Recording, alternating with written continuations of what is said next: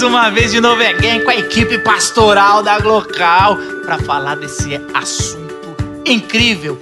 Histórias, o poder das histórias, o contador de história, o que é a história? Senta que lá vem história. Tudo sobre história e porque elas nos fascinam.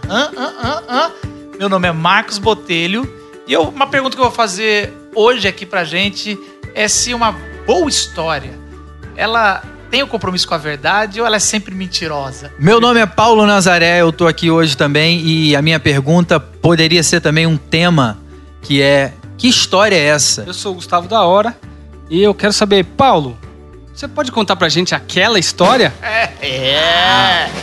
Então, eu... Não. Só Não, daqui a melhor não. pouco, Conta não. depois da vinheta. espere aí então, você que lá vem. Cultura, espiritualidade, impacto social. Glocal Podcast. E aí, pessoal, antes da gente entrar no nosso podcast, eu gostaria de dar 2 recadinhos. Se você está ouvindo esse podcast no dia do lançamento, dia 9, hoje tem o último encontro da Glocal no Teatro Gamaro Moca. Será o Apocalipse, é o nosso convidado.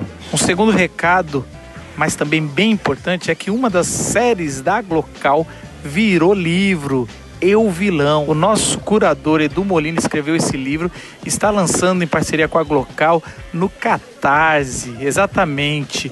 O Catarse é uma plataforma coletiva que você pode ir lá e fazer o seu apoio para esse livro sair dentro de um mês e você ter. É um livro baseado nos 3 vilões: Coringa do Batman, Sauron do Senhor dos Anéis e o temível Darth Vader. É isso aí, o link está aqui embaixo no post desse podcast, catarse.me/euvilão.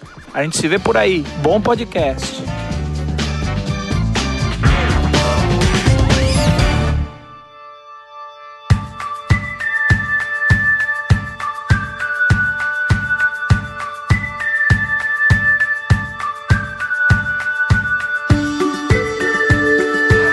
Abrindo o nosso assunto aqui, por que a gente escolheu esse assunto? Por que nos fascina as histórias das pessoas? Por que a Netflix não para de ganhar assinante? A gente gosta de assistir uma boa série. Eu assim, esses dias eu estava assistindo uma série na Netflix chamada N com 2 N's. N com 2 N's. Ou alguma coisa assim. E, cara, a história é parada. Fotografia incrível, a história é parada, mas é uma história, cara, cativante. É bonito, não tem que explodir nada, não tem que nada.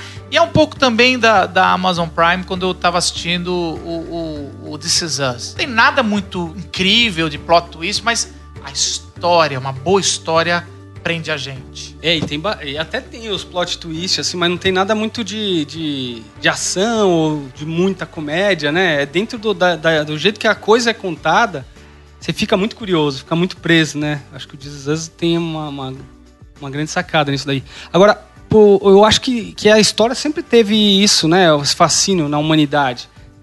Desde o contador de caos, no interior...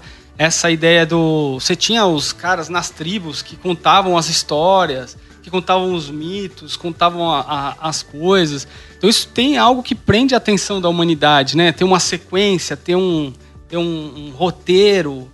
Acho que isso fascina e mesmo numa era com tanta tecnologia, parece que existe uma demanda para isso. Eu quero ver uma história com começo, meio e fim. Eu quero ver algo que tenha um sentido, né? Eu acho isso fascinante. Sem dúvida. Netflix, né, que o Marcos citou, acho que é isso, né? A junção, né, de tecnologia com a questão das histórias, né? Eu acho que é por isso que é algo que faz tanto sucesso. Você tem ali inúmeras histórias, né, para tudo que é gosto, mas são histórias, né? Na minha casa também, a gente sempre teve essa coisa, né, das histórias e tal. Meu pai, eu acho que ele sempre o que ele tinha para me passar, eu acho que ele sempre via as histórias como uma boa ferramenta para isso, né? Para que eu aprendesse e tal. E lembro também dele me dizendo: Paulo, sempre que você quiser né, estar mais perto de uma pessoa, procure saber sobre a história dessa pessoa. Interessante isso, né? Porque acho que eu nunca ouvi esse conselho, mas eu acho de uma sensibilidade incrível, né? Sim. Isso. Porque realmente muda, né? Você, de repente, tem alguém que você não entende, que você não tem nem tanta afinidade, E aí a pessoa, de repente, né, você conhecendo a história dela, você fica mais próximo, tem uma empatia maior. Você se aproxima, o seu olhar em relação à pessoa pode mudar completamente, né? Mas eu não sei, comigo acontece muito, assim, às vezes eu trabalho com uma pessoa, ou a pessoa é da igreja, ou a pessoa... De alguma forma eu tenho contato com essa pessoa esporadicamente, mas continuamente, não sei se pode ter isso, mas não tão presente, e alguma hora dá uma startada, um relance que a gente senta e se conta vou contar uma história. E muda tudo. E muda tudo. Uma história pode mudar tudo. Tem pessoas que assim, eu achava muito chata, que pessoa chata, rancorosa, não sei o quê. E aí essa pessoa Reclamona. a gente ouve a história, daqui a pouco eu começo a sentir compaixão, misericórdia, e eu começo a ter essa expressão infeliz, né, que de vez em quando a gente, sei lá, eu já usei, o santo não bateu. Alguma pessoa, né, que de cara você não se identifica com ela. Sim. Mas muitas vezes você pode vir a perceber que, na verdade, tem a ver com o fato de você não conhecê-la de verdade. Você não conhece a história por trás da pessoa. Era uma vez um lugarzinho no meio do nada. E não é legal isso que nos filmes eles exploram muito isso. Então, às vezes tem algum personagem que é estranho, que causaria uma estranheza, mas no jeito que a história é contada, você se fascina com aquilo, né? Você vai se identificando. Ou vai se identificando, ou vai entendendo, falar, vai por isso encaixando que as essa peças, pessoa é assim, né? e tal. É lógico que nem tudo é matemático nesse sentido, nem tudo vai ter um porquê tão claro, mas leva você a se envolver, a olhar com outro ângulo, né? E os filmes, às vezes, quando é bem trabalhado de roteiro, e é uma coisa que eu gosto muito, eu abri esse podcast falando disso, é interessante, porque às vezes tem filmes que você vai... Chega lá 10, 15 minutos e às vezes eu tô assim, assistindo, né, ou série, eu não sei se eu devo gostar dessa pessoa ou não, porque eles não entregaram ainda, não teve aquela boa ação. Esse é o do mal, né? Você Esse tem é o do sempre bem. aquele ato do bom, né, que a gente até falou no outro podcast, você chama Save the Cat. E tem uma cena que eu acho incrível, né? Porque o Save the Cat, pra quem já tinha ouvido, o personagem principal, o mocinho, ele salva, ele faz uma boa ação nos primeiros minutos. A primeira cena do House of Cards me marcou muito, cara, quando eu assisti. Não sei se vocês lembram. É verdade. Um cachorro é atropelado na porta eu não sei se ele é senador já, ele é um político já. E não morre de aí cara, né? Ele não morre, tá sofrendo, ele olha, ele manda o segurança dele segurar. Tá estragando uma história, você sabe, né, Paulo? Você sabe que eu não vi. Você sabe que eu não vi. O único trecho que eu vi foi esse, dessa história. Mas então eu tô querendo comentar a única coisa que eu sei dessa série. Deixa eu participar, mas né, Paulo? Ele vai até o cachorro e aí ele está fazendo um carinho no cachorro, assim, calma. E assim, você acabou de... Pô, cachorro, pro brasileiro, pro americano mais ainda. Esse cachorro é o cachorro, cara. Você não faz... Um gato... Tem gente que gosta que não gosta, mas cachorro todo mundo gosta.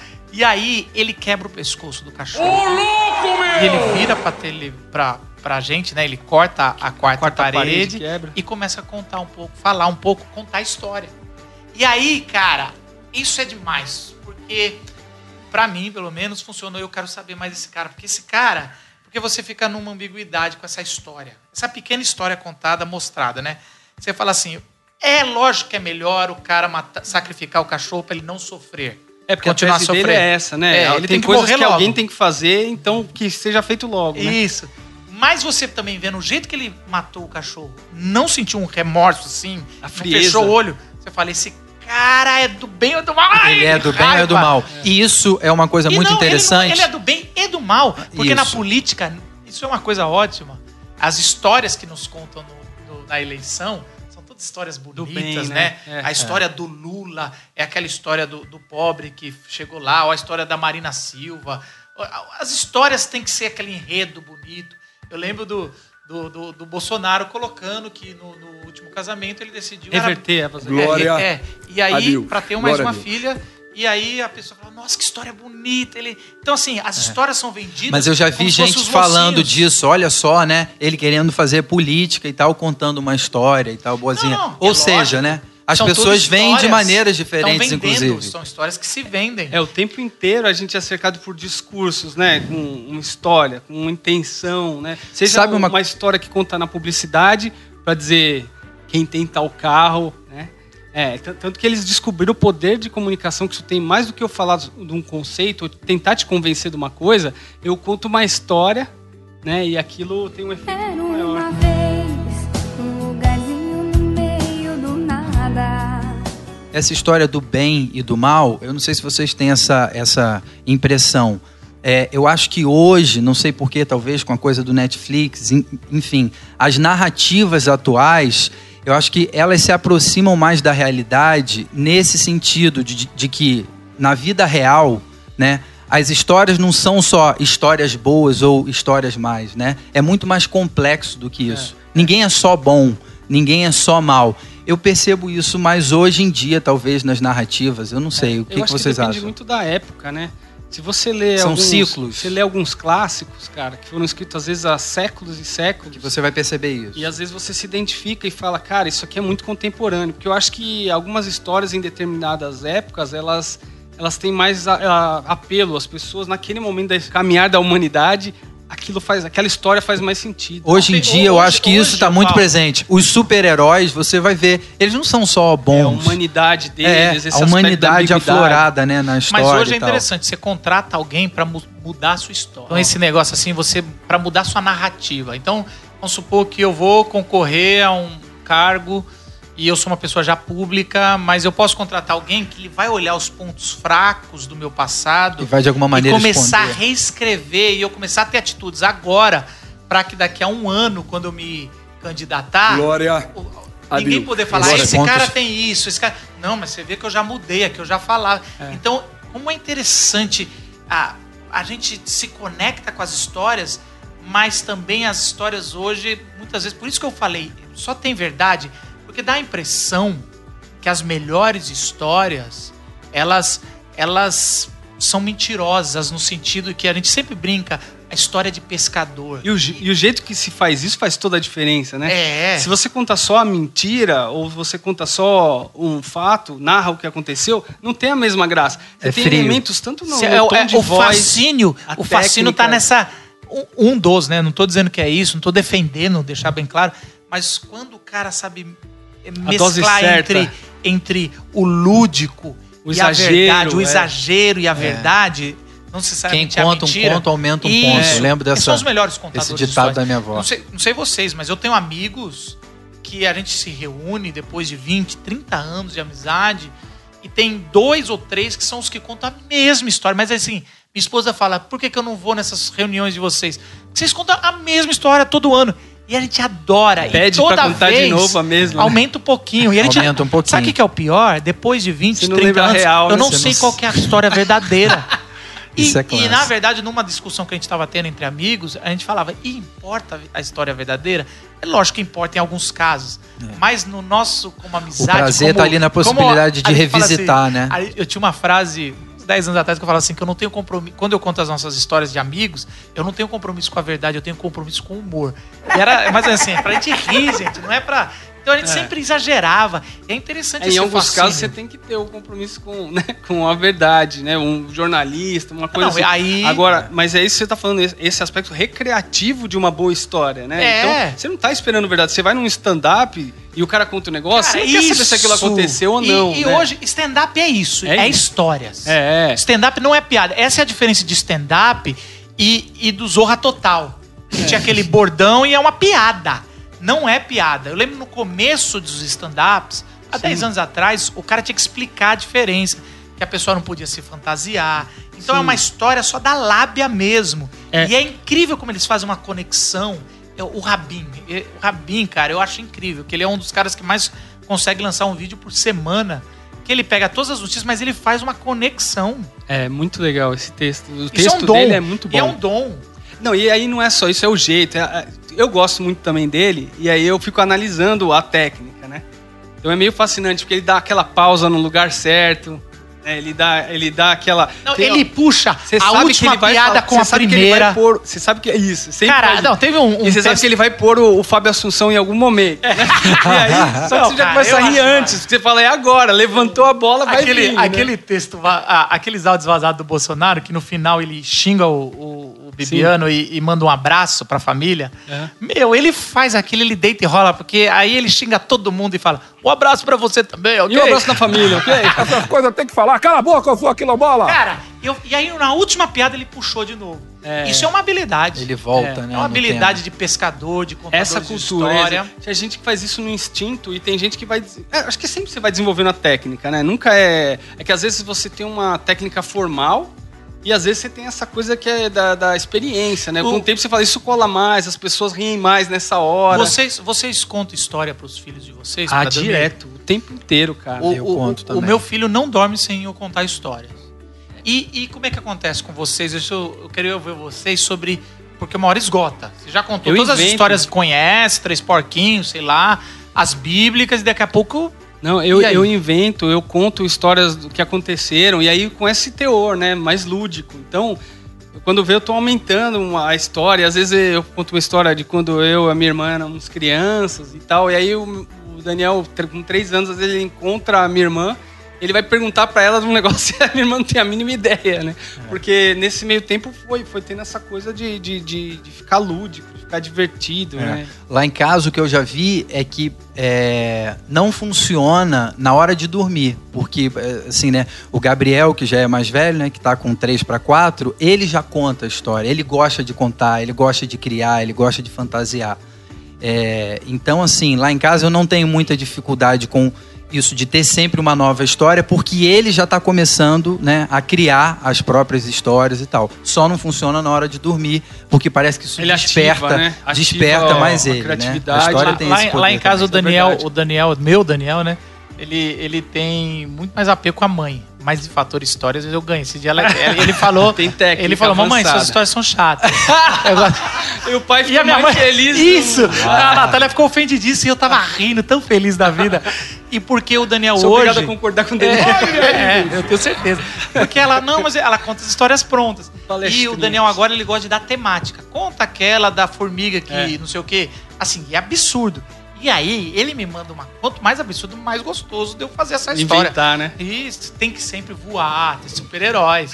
Então, assim, eu faço a narrativa e eu tenho pouca criatividade. Quase sempre no final, isso aí funciona pra você, Paulo, e pros ouvintes. Quase sempre no final, a formiga, ou o que for... Dorme. Ele volta pra casa, deita e abraça o pai, dá um beijo e dorme. É uma boa ideia. Sempre tem que querer. desembocar no sono, se for na hora de desemboca dormir. Uma boa noite de sono. Você vai mudando o tom de voz, vai abaixando, faz um tom mais de pregação. Glória a Deus. Glória a Deus.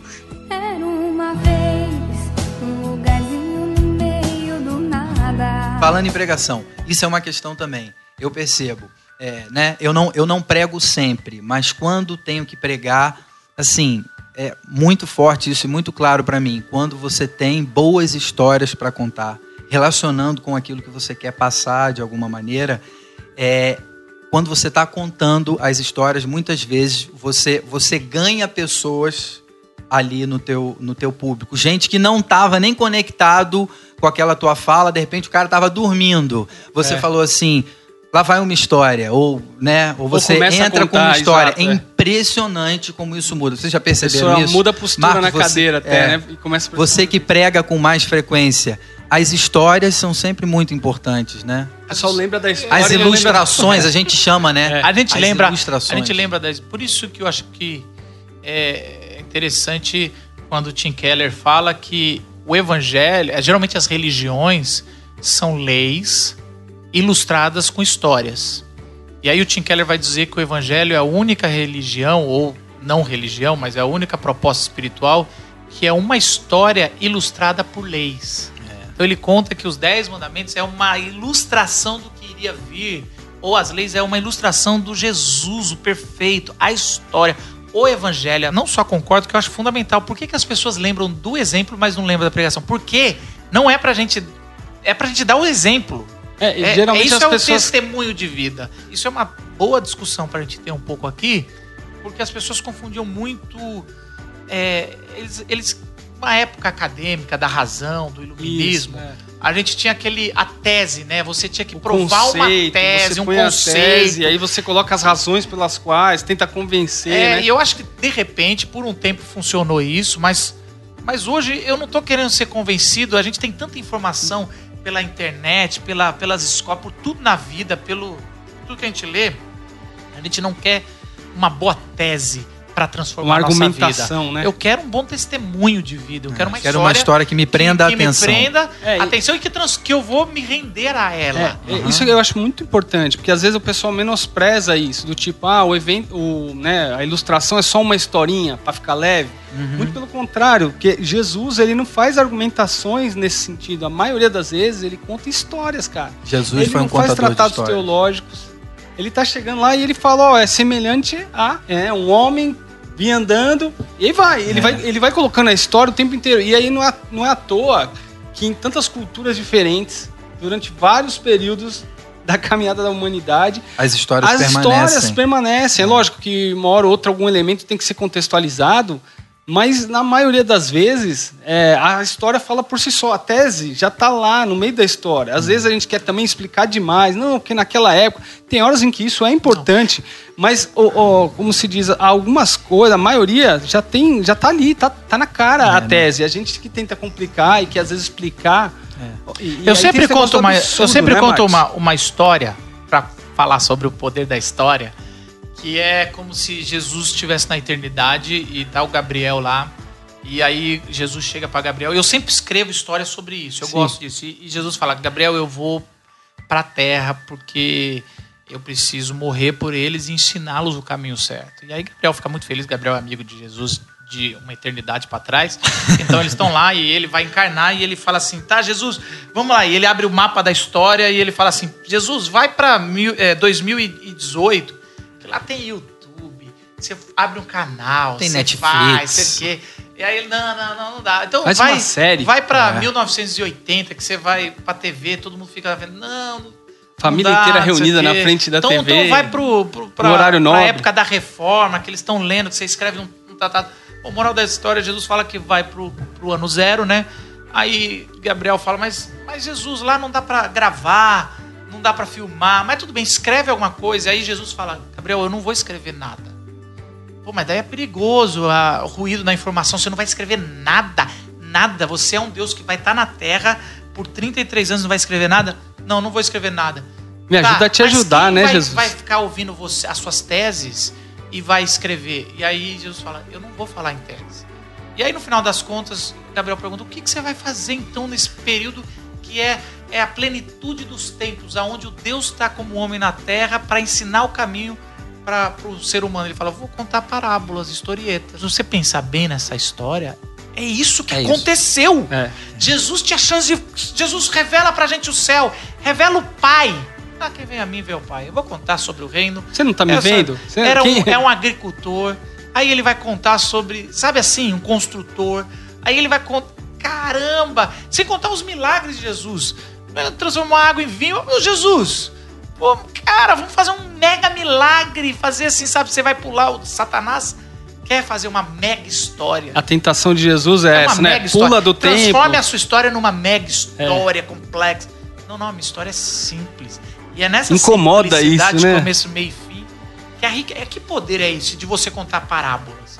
Pensa como a nossa cultura hoje, acadêmica, até religiosa, ela é contra Jesus. Jesus contando histórias hoje não seria levado a sério, talvez. Não preparou o sermão, hein? Não preparou o sermão, exatamente. Só ficou contando historiazinha, né? Muitas vezes é isso que se fala dos pastores demais, e tal. Acontece que, na verdade, quando o cara guardou, né, determinada história que foi contada, muito provavelmente ele guardou o que ele precisava guardar, exatamente, né? O ensinamento está presente ali. E uma outra coisa sobre pregação que você instigou a gente, o antigo pensamento é o seguinte, eu lembro quando eu estudava homilética, que é essa arte de expor, pregar, a gente tinha assim uma parte sobre ilustrações, e a gente tentava colecionar ilustrações, e aí falava do poder da história, mas sempre jogou como uma parte da pregação, que era um jeito de aplicar com boas ilustrações. É quase um floreio, né? Quase um enfeitinho. Vamos colocar isso aqui que vai ficar legal, né? É um respiro ali, né? Alívio cômico. Para as pessoas acordarem. Só que é muito mais do que isso. E tem um teólogo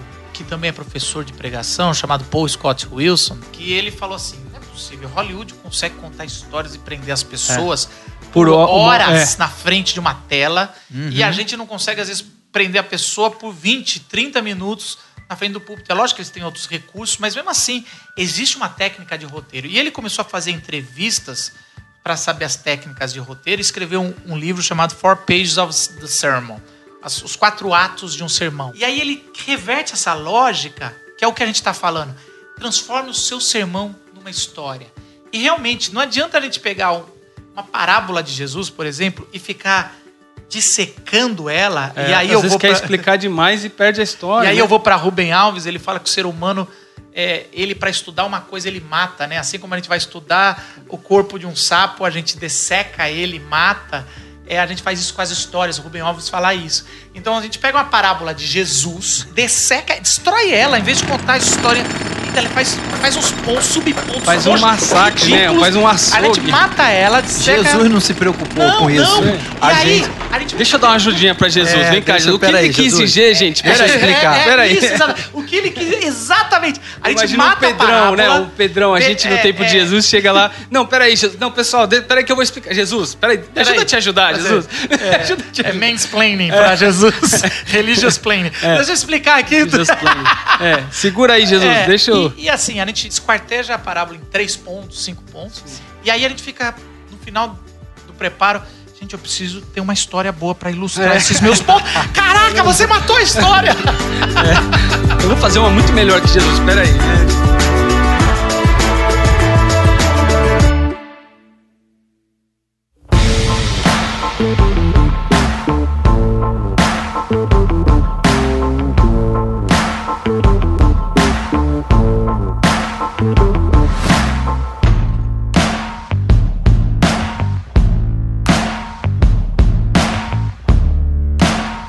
Coisa que eu tava pensando, a gente tava falando sobre o poder das histórias, das nossas histórias, mas a gente não conta as nossas histórias. Porque eu acho que a gente é muito ressentido com as nossas histórias. Né, você falar da sua história, de alguma maneira, você está se despindo, né? Sim. Você está se expondo. Isso muitas vezes incomoda, exatamente, você está se expondo. Isso incomoda, né? Você se abrir diante das pessoas é algo que a gente incomoda. entrou nessa de falar das histórias pessoais, né, agora, né? Pensando nisso, na sua narrativa, né? De como você encara ela. Em outros aspectos, se você tem um olhar lúdico sobre as situações que você passou, você consegue rir de si mesmo diante de uma... Né, de repente um mico que você pagou, como é que é isso, né? Ou se fosse um gênero, qual gênero seria a sua história? Se a gente né? não conta as nossas histórias, não sei se acontece isso com vocês, a primeira vez que a gente revisita nossas histórias da infância, muitas vezes, quando acontecia isso comigo, eu chorava.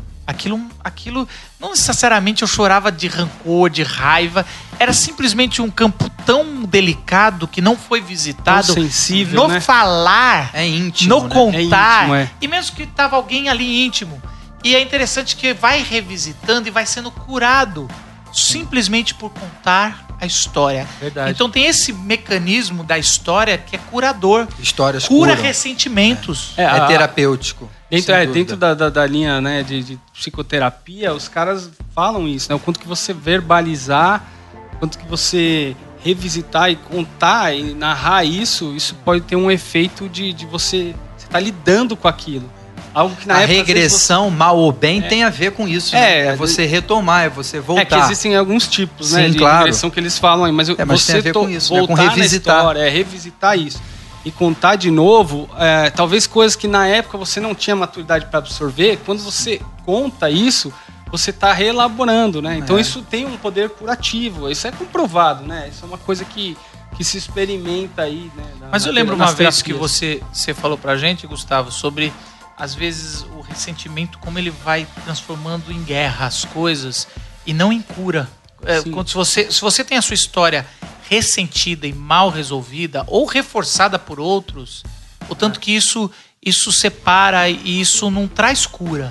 Eu lembro também quando o Gus falou algo nessa linha e me chamou muita atenção algo que ele disse também sobre o seguinte, que muitas vezes as nossas lutas têm a ver com o fato de não conhecermos as histórias dos outros. É a luta com o outro, né? O A outro luta com o passa outro, a ser um né? adversário. Eu tenho minha causa, né? E para lutar por essa causa, eu tenho que destruir o outro, mas eu não conheço a história do outro. E muitas vezes quando E o eu outro conheço não conhece a nossa a história. minha, exatamente. Não há, nesse caso, não há uma relação, não há intimidade. Então o que há é uma disputa para ver quem ganha. E aí é muito mais parecido com o argumento que a gente estava falando no outro bloco. Então eu quero convencer o outro de que eu tô certo. E aí isso só afasta as pessoas, porque pensa nessa tese, eu vou dizer, Paulo, sabe o que você precisa? Você só precisa entender o que eu tô dizendo, que aí você vai ver que você tá errado. É isso que eu tô dizendo. Mas isso virou as redes sociais. Mas totalmente. Política, Cara, hoje política se discute assim. é assim, não sei o quê, eu sou contra a cota ou eu sou a favor, mas o cara não entendeu a história do outro antes de poder dar uma E tá opinião. cheio de opinião, né? De sim ou não. Tá cheio de Tem convicções. tudo. Não gostei desse filme porque ele desmerece minha história. Briga com a pessoa, mas não conhece a história da pessoa. Por isso que é muito lindo o que Jesus faz, né? Porque Jesus né? A gente falou sobre isso, né? Alguém que conta histórias e que nos convida a vem aqui conhecer essa história. Isso vai mudar a maneira como você olha, né? Para tudo ao seu redor. E Jesus cruza a história de pessoas, né? É muito interessante.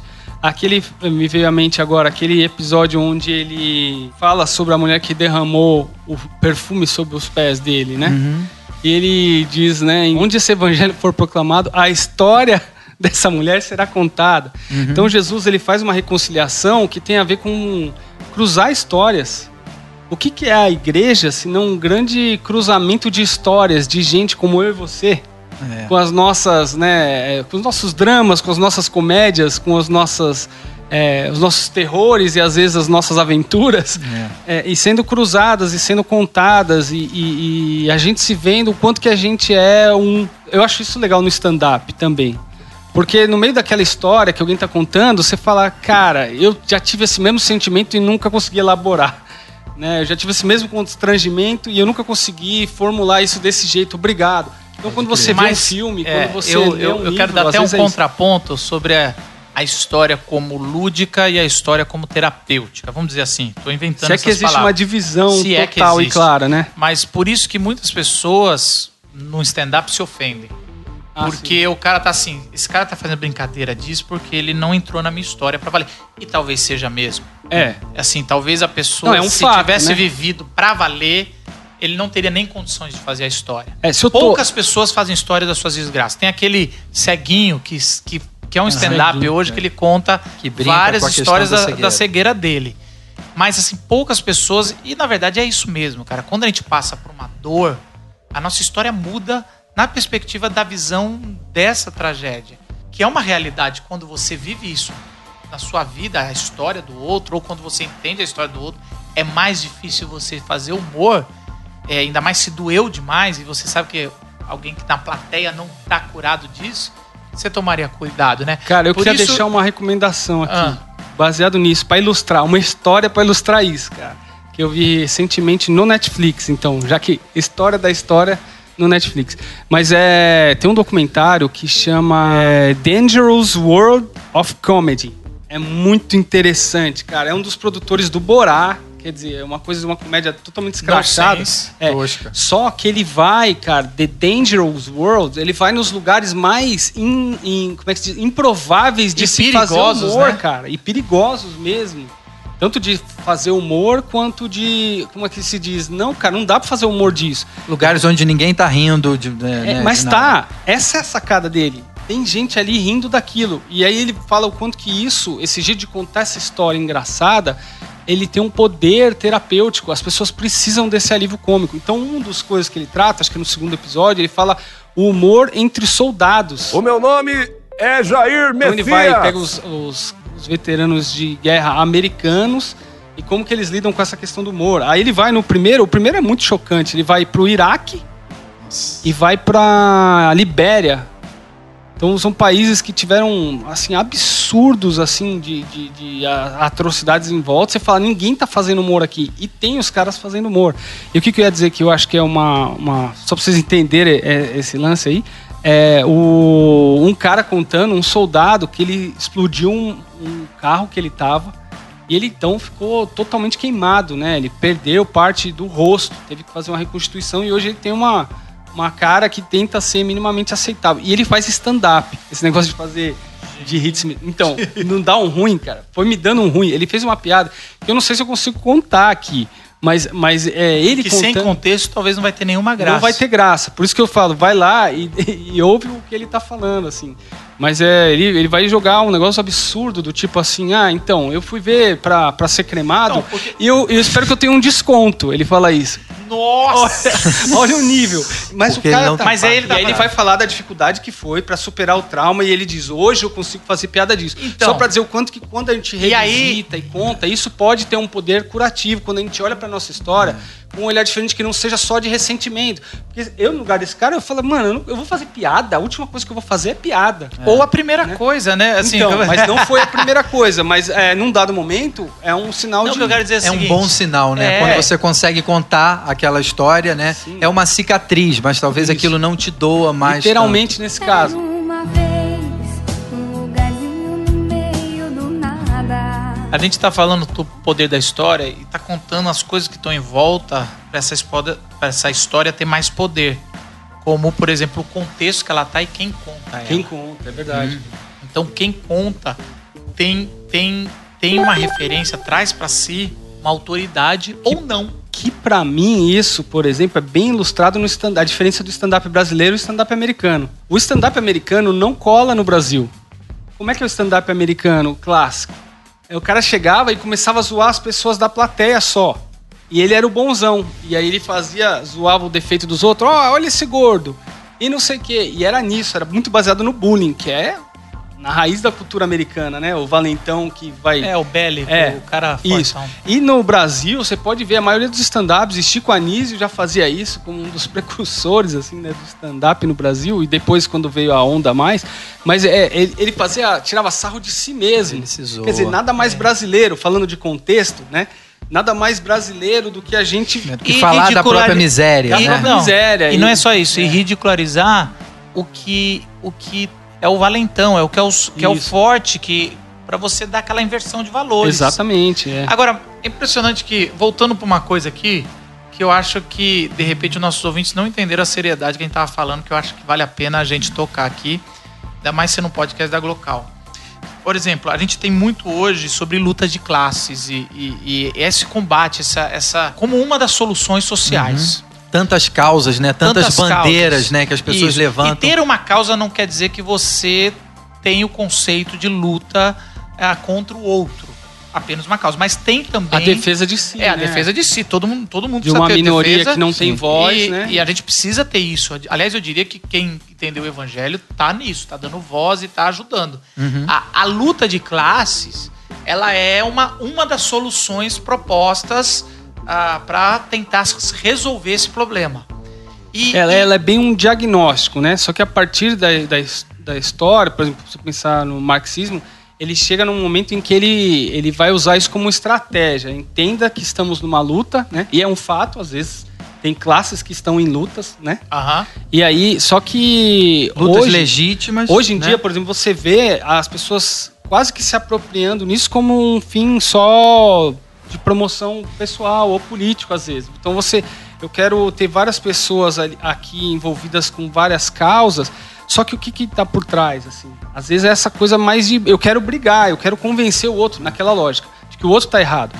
Isso E acontece na provar religião que eu também. tô certo, Isso, né? Isso acontece na religião também. é profissional nisso. Então você vai Só chegar... que é outra classe, é a classe dos outra ímpios classe, contra as os ímpios, classes exatamente, da boa família, os a santos. bom costume, Exatamente. a família brasileira. Pessoas de bem. Pessoas de bem. Ou nós, cristãos, ou eles, ímpios, escolhidos, que ainda começa a ficar algo pior, né? Exatamente. Raça eleita. Você começa temos a colocar esses privilégios isso, porque Deus está a favor tem da nos nossa abençoado, nação e contra e aí, outra nação. Exatamente. Glória a Deus. Glória a Deus. Só que aí, quando eu entendi sobre o jeito que se chama, e sim, nós estamos da Glocal aqui, que sempre aceitamos o bom diálogo de esquerda e direita, estamos fazendo uma crítica assim a isso, que muitas vezes, para se ganhar na luta de classe, a pessoa mais enfatiza o ressentimento, do outro para poder ganhar uns soldados para sua causa. Sim, e como isso não no une. final da ponta, depois de tudo, não soluciona. Isso não só une, separa. E quando a gente lê na Bíblia que a gente tem o ministério da reconciliação, eu entendo que a gente tem que sentar e ouvir as histórias. E proporcionar momentos em que um lado, ou uma classe, ou um determinado extrato, vai ouvir o outro, cara. Que é o que não existe hoje. Nas redes sociais, ninguém ouve ninguém. Né? Você pega a munição para contra-argumentar. Quantas vezes a apologética cristã foi isso também, né? Eu vou estudar uma heresia, uma seita, para eu poder contra-argumentar. Então eu não estou preocupado. É uma lógica bélica. É bélica. Militância significa isso, né? A militar é você lutar. Militarizar os argumentos. É bem isso. Militar é você lutar. Então o militar é aquele que está sempre lutando. Então você fazer uma militância só... Gente, abre parênteses. Todo o valor para você levantar causas e tudo isso tem que ser feito, tem discursos que precisam ser feitos, tem lados que precisam, né, ter voz e tal. Fecha parênteses. O que eu tô dizendo é que... Você sabe que quem é um militante, ele não consegue ouvir o parênteses que você fala. Olá, companheiros e companheiras internautas. Ele vai estar ouvindo o podcast, ele já escreveu o comentário até, ele já não esperou ouvir até o final. Ele já está aqui embaixo, você pode ver que por você definição, tá ouvindo. cara. Então, se você... Mas continua, desculpa interromper. A questão aqui não são as causas, mas é a forma, né? Então, mas é por isso que eu estava na ênfase no militar. Então, se eu estou militando, cara, eu vou produzir o quê? Uma guerra. Então, é uma lógica de eu dizer assim... Nós não perderemos, nós levaremos a nossa bandeira. E aí eu falo, olha quanta injustiça. E realmente esse mundo é repleto de injustiça. E cada pessoa que sofreu algum tipo de opressão, ou cada tipo de classe, vamos usar essa linguagem, que sofreu alguma coisa de opressão, ela tem ressentimentos, ela tem coisas... E são lutas legítimas. Legítimas, super legítimas. A minha questão é que, assim, se eu elevo isso à máxima potência, no final eu tenho corpos de um lado... e corpos do outro, cara. E eu não reconciliei. Né? E aí vem essa ideia de Jesus como um ministério da reconciliação. Paulo coloca isso, mas Jesus, durante todo o seu ministério, ele quer reconciliar e ele ouve histórias, todas as coisas. Ele escandalizando em João 4, porque ele pergunta para a mulher samaritana. Mulher dela, né? E ela fala, mas um judeu não poderia falar com uma mulher, ainda mais samaritana. Ele conta sua história. Aí ela ainda conta um pouquinho melhor, sabe? Tá tentando contar a história melhor. Ele fala, e aí ele diz que ele conhece. Ele mostra que ele conhece a história dela. Ele conhece o mais a história. Legal, isso faz toda a diferença. Quando ela é transformada, porque os discípulos são um bando de besta que estão ali. Igual nós. Que tá voltando e perguntando, tu tá querendo comer? Ah, já comi, fazer a vontade. Ele já comeu, foi ela que deu. Quem trouxe refeição, né, pra ele? Ele vai testemunhar de Jesus, ela vai testemunhar de Jesus e fala, vem ouvir um cara que contou tudo sobre mim. O que eu tenho feito, contou a minha história. Esse é o testemunho dela, o cara que contou a minha história. Ele tem o poder da história. E é mais ou menos, cara, é exatamente isso. Várias vezes ele chega um cego e ele não cura o cego, aí ele fala, ou um manco, um aleijado, e fala, o que é que eu faço? Fala pra mim. Curado? Conta essa história. Mais ou menos, né? Me conta essa história. É verdade. Cara, reconciliação tem a ver com histórias. Talvez por isso dos discípulos militantes não querem, né? Porque a luta vai acabar se você conhecer a história. Eram militantes e tinham o pessoal do zelotes, né? Que eram pessoas que queriam, através da violência e da espada, e Jesus falando, luta armada, eu não vou fazer isso. E assim, não é que Jesus não está nem aí com a opressão romana sobre o seu povo. Muito pelo contrário. Ele veio por causa disso. Ele veio para trazer liberdade, mas ele fala, nenhuma autoridade foi te dada se não foi dado pelo Pai. E ele está sendo torturado. Então assim, é uma outra lógica. Você pode espernear do tanto que você quiser. E eu, por um outro lado, eu entendo pra caramba, eu entendo o progressismo e tudo mais, mas eu, cada vez mais que a gente caminha só pra esse negócio de luta, eu fico frustrado com os resultados. E eu vejo no campo pastoral não religioso os resultados acontecendo quando a gente ouve o outro. E quando eu falo ouve o outro, é um pastor que ouve um homossexual, ou homoafetivo, do jeito que você quiser, ou ouve o outro que é ateu. E vice-versa, né? O homossexual que para pra me ouvir, principalmente né? Alguma coisa que eu tenha pra falar. Sentido, mas ele só vai parar pra ouvir quando a gente ouvir também. Mas ele tá ouvindo alguém tem que começar a ouvir. Agora a minha pergunta é o quê? O que ele tem ouvido, né? O que ele vai ouvir da boca de um pastor. O que tem sido falado, exatamente. Ele vai ouvir que ele tá errado Eu não estou entrando nesse mérito. Sim. Essa é a minha pergunta. Eu quero ouvir a história dele, né? Vamos dizer, o pastor vai ouvir a história. Nossa, que legal, né? Como se fosse um favor. E aí, depois, é o seguinte. Agora ele vai poder ouvir meus conselhos? Ou será que eu vou contar a minha história? Sim. Ou será que eu vou contar as minhas dores, os meos conflitos? Ou será que eu vou... E aí, acabou usando esse exemplo demais, que é ruim, assim, às vezes, né? Eu tenho... Mas todos os tipos, todo ser humano, cara, nós estamos numa realidade caída, a gente tá caído. Então não tem quem não tenha sofrimento e pecado pra falar, cara. Começar uma via de mão dupla sempre. Exato, eu também diria isso. Se eu sou o superior e eu vou agora te dar os conselhos, aí acabou. Não tem a conexão que Jesus tinha. Era uma vez um lugarzinho no meio do nada. Eu tenho estudado e exposto Atos, né? E eu tenho ficado encantado como eles, toda vez que é pressionado, isso acontece com Estevão, isso acontece com João, acontece com Paulo. Paulo já no final, antes de ser preso, ele está no Sinédrio. Ele sempre que está sendo pressionado, ele fala, deixa eu contar a história do Evangelho. Ele conta um pouco da dele, mas ele dá uma interrompida. Como o Evangelho cruzou a história dele. Olha como Jesus fez. E aí ele conta a história de Jesus. E às vezes do Antigo Testamento retoma. Estevão faz o melhor resumo do Antigo Testamento, porque ele está sendo pressionado. Sabe o que gera? Não gera guerra, gera mártire.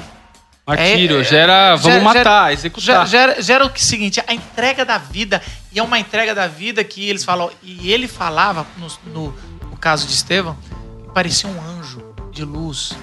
O rosto dele resplandecia, né? Como se fosse assim. Não é que o rosto dele, na minha percepção, no que eu acredito quando eu li ali, não é que necessariamente o rosto dele resplandecia. É que ele estava contando uma história com tanta paixão do que é o Cristo e o Evangelho é tão forte que a gente começa a ser confundido com um anjo ou com Cristo. Assim, a história é abrir a porta do céu. Esse é o poder. Porque se a história tem um poder, como nós estamos falando, a história do Evangelho é o poder para curar, resgatar e libertar todo o pecado. Principalmente o nosso, o religioso. Por isso que não tem, quando a gente vai conversar com o diferente e a gente vai a partir da história redentora de Cristo, não tem como não ter conexão, porque nós dois somos os pecadores de uma história redentora. E não tem como contar essa história verdadeiramente se não for de dentro para fora. É isso que dá autoridade. Quando você conta de algo de si, cara, você não tá criando um personagem pra contar essa história, você não tá aprendendo, decorando uma história. É aquela história de Jesus. Sobe 2 homens pra orar, um tá orando de fora pra dentro, dizendo, obrigado que eu não sou que nem aquele, igual aquele, bate no peito. Exatamente. E aí Jesus fala que um outro, que era mau caráter, tava na lista da Lava Jato e tudo mais, ele era do mal, não tá? Jesus cobrador de imposto. E Jesus não tá nem aí, Jesus só fala que ele não tinha coragem de olhar para o alto, batia no próprio peito. Mas ele conta sobre ele. Ele fala do pecado dele, de dentro para fora, dele. trazendo o pior dele. Não é que tá trazendo o melhor. Ele tá trazendo, tenha misericórdia de mim, que sou eu, pecador. E aí Jesus acaba essa história. Nossa, sensacional. Falando assim, só um desceu, né? Que era um monte, né? No templo, só um desceu justificado. O cara que contou a sua história para Deus em oração, de o cara que dentro usou todos os recursos, né? O anterior que usou todos os recursos cinematográficos. E provavelmente ele não era igual aos outros, que era adúltero, que não sei o quê. Assim, ele podia até ser um cara, né, legal nesse sentido. O cara de bem, como fala, cidadão de bem. Cidadão de bem. E ele tava orando lá, ele deu uma carteirada para Deus. E Jesus só joga assim, Deus ouviu a oração de quem? Essa não é a história verdadeira lá do fundo. A história verdadeira é quando você bate no peito e você tem vergonha. Quando você se expõe. A história de Jesus é uma história... A sua fragilidade, não a sua virtude. Eu sou bom nisso. Cara, a gente que prega o evangelho de púlpito, e várias vezes, às vezes eu tô pregando, e eu cheguei na parte falando da cruz, da substituição, da história que ele se entregou para que você tenha vida nova. E eu começo a olhar nos olhos e eu começo a ver as pessoas chorando. E é uma coisa muito emocionante. E não é o poder da eloquência, é porque é constrangedor para qualquer um que entendeu a história do Evangelho. Ele nos leva à lágrima, não tem como você ver aquela entrega, um Deus que entrega o seu próprio filho por amor. E a grande diferença entre isso e eu cresci num contexto mais, né, de católico nominal, vamos dizer. O que eu quero dizer com isso? Eu quero dizer que tinha essa coisa você... olha para Jesus e se constrange, coitado, né? Então toda aquela coisa da paixão de Cristo, ver o sofrimento dele, então isso tem que gerar em você aquela coisa, nossa, olha, tadinho dele, foi por minha causa e tal. Mas o poder da mensagem, do amor de Jesus é muito maior do que um constrangimento de, fica com a consciência pesada. É uma coisa assim, cara, você já foi perdoado, bicho. Sabe isso que tem dentro de você, que você consegue enxergar de ruim e que Deus está vendo? Ele te perdoou e Ele quer caminhar com você. Ele se reconciliou. Olha a diferença. Se eu estiver só lutando contra isso... Boa luta, companheiros. Né? E existe uma luta, lógico, entre a carne e o espírito, no sentido depois que a gente está com Jesus, mas se eu só quero luta, só guerra... É o reconhecimento da sua miséria, né? E a consciência do tamanho do perdão. Sim, eu tenho uma luta, mas é a partir do amor. Agora, eu sou tão amado nesse sentido, que é tão absurdo o amor de Deus, que eu vou comprar brigas que não são minhas, no sentido de... Cara, quem que tem que pagar a conta sou eu, que é o martírio, né? Vamos dizer, em Estevão. Ele fala, não, o que vocês querem? Vocês querem me matar? Ué, vocês matam aí, cara, mas... Eu não vou deixar de contar essa história, né? Então, nesse sentido, e é o negócio, amoroso, que né? o morrer é lucro e o viver é o Cristo. E ele diz, perdoem eles. Estevão repete uma fala muito parecida. De Jesus, né? Jesus na cruz. Mas é como se fosse assim, ele entendeu, ele tá dizendo assim, não é contra vocês a minha luta, eu não quero mal de vocês. Eu quero bem, que eu tô contando essa história para vocês, que é o que eu tenho de mais precioso de dentro para fora. Essa é uma coisa que é muito singular na história de Jesus, esse sentimento quando você ouve a história do Evangelho, né? O Evangelho de constrangimento, choro, mas também de alegria. Eu sempre ficava assim nessa luta da ceia, né? A gente é a ceia do Senhor, é uma celebração. E aí o pessoal não sabe se fica todo sério, triste, meio fúnebre, ou se celebra, depois tem uma música. Será que vai ser desrespeitoso se eu me alegrar? Mas isso tem a ver com a história do Evangelho, porque por um lado, quando a gente fala aqui, eu sempre gosto de ressaltar, quando fala que Jesus morreu por você, você tem dois sentimentos. Uma é caramba, Jesus teve que morrer por mim, que droga. Alguém teve, nossa, eu sou tão ruim assim, que alguém tem que morrer por mim. Mas por outro lado, ainda alguém bem, né? morreu por mim. Olha como eu sou seria amado. De mim? Não, e olha como eu sou amado. Eu nunca pensei que alguém morreria por mim. Por tal amor. E aí é uma celebração. Então esses dois sentimentos vêm com essa bomba. E vem junto um outro negócio. Nossas histórias se parecem. Nossas histórias, na verdade, são as mesmas, né? Em Cristo Jesus. Né? Muda, vamos dizer, o filme, o gênero, às vezes muda. Né? Mas a necessidade, a demanda do coração, no final das contas, é a mesma. A gente precisa de salvação, a gente precisa por isso de perdão. Né, quando a gente fala do conceito, e aí o conceito é difícil de transformar a história, todos pecaram, todos pecaram. Não era para ser um negócio para fazer separação entre nós e eles, mas uma coisa como para trazer harmonia, dizendo, cara, todos pecaram, nós somos igualdade. Igual. Somos igual a qualquer um que a gente pôr do outro lado dessa luta da vida. Jesus nivela todo mundo, né? No mesmo patamar. Eu acho que Jesus escrevendo na areia, na questão da mulher adúltera lá, eu acho muito interessante, porque é como se estivesse dizendo todos pecaram, né?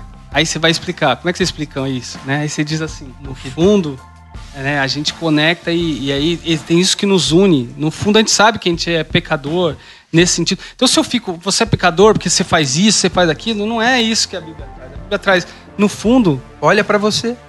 Cara, olha pra mim, olha pra gente. Então, olha pra mim, olha pra história. Eu vou dizer que todos são pecadores. Aí, como se a gente olhasse fácil. Eu não preciso explicar, né? Eu sei onde o meu calo aperta, exatamente, né? E provavelmente é muito, né, onde o seu também aperta. Um detalhe dessa história é que eles falam que dos mais velhos aos mais novos foram soltando as pedras. Por que eles falam isso, primeiros mais velhos? Porque você já tá mais calejado na sua história, você sabe as coisas. Já se frustrou mais vezes consigo exatamente. Mesmo. Você já sabe que você não é o herói. Quanto mais quanto mais velho a gente vai ficando, a maturidade a gente traz vai vendo isso, né? assim o tanto que a gente não é o herói da nossa história. A gente tem a gente precisa de um herói. A gente é coadjuvante e graças a Deus por isso. Porque se a gente fosse o protagonista, nós seríamos o vilão. É verdade. A nossa história nesse roteiro é a gente encontrar o verdadeiro protagonista da história, né? O Cristo. É o E de protagonista, novo veio- o autor e ao mesmo tempo É. o O melhor herói. ator, o diretor. O herói, aquele que salva. Ele que salva. Então, assim, essa é a história que... Esse é o verdadeiro poder da história, né? É uma pessoa. Uma vez, um lugarzinho no meio do nada. Achei muito válido nesse nosso papo da história, né? A gente passou desde a história como um roteiro até a grande história da redenção, as nossas histórias pessoais e como a gente pode reconciliá-las com elas. Eu acho que, assim, se eu tivesse que deixar alguma coisa para o nosso público conte a sua história para alguém que você confie, né? Não jogue pérolas aos porcos, mas conte a sua história para alguém. Faça parte de um corpo no sentido de pessoas que têm a mesma história e estão realmente a fim de compartilhar e serem curados e curar e fazer discípulos e ser discípulo. E principalmente, eu acho, entenda a verdadeira história, né? A Ouça histórias, eu acho que isso também é muito importante, né? Ouça histórias antes de apontar dedo, antes de sim. falar. Ouça histórias. Quero lembrar mais uma frase do Rubem Alves, que ele fala assim, que as pessoas que marcam não são boas contadoras de histórias, mas são aquelas que são boas escutadoras de histórias. Então seja um bom escutador de história, faça curso de escutar.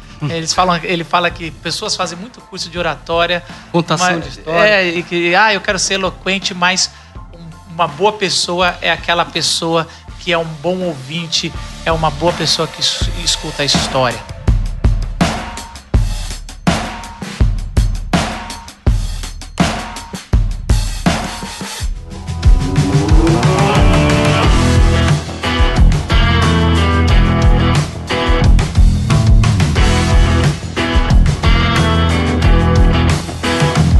Local Podcast.